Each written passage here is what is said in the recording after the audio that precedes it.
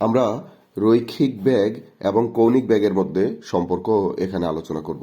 রৈখিক বেগকে আমরা ভি দিয়ে প্রকাশ করি এবং কৌণিক বেগকে আমরা ওমেগা দিয়ে প্রকাশ করি।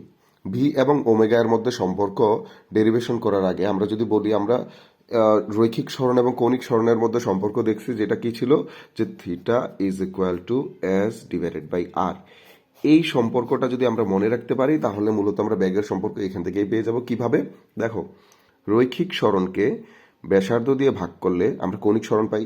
ঠিক সিমিলার ভাবে তুমি মনে রাখবা, রৈখিক বেগকে ব্যাসার্ধ দিয়ে ভাগ করলে আমরা কি পাবো? আমরা কৌণিক বেগ পাবো। শেষ।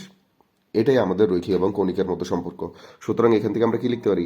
আমরা লিখতে পারি V is equal to R omega, যেটা মূলত রৈখিক এবং কৌণিক বেগের মধ্যে সম্পর্ক। এখানে একটা জিনিস আমাদের খেয়াল করতে হবে, এটার যদি আমরা ভেক্টর রূপ লিখতে চাই তাহলে আমরা লিখতে পারি V is equal to R cross omega. এখানে ক্রস কেন হলো?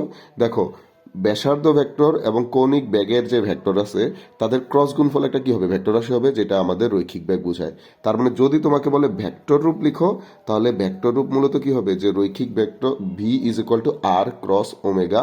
এটা কিন্তু মাঝে মাঝে এমসিকিউতে অনেকবার চলে আসছে, এই জন্য হলো যে এটা আমরা আলাদাভাবে মনে রাখবো। তারপরে রৈখিক এবং কৌণিক বেগের মধ্যে কিছু পার্থক্য আছে, আমরা ওই পার্থক্যগুলো আলোচনা করব।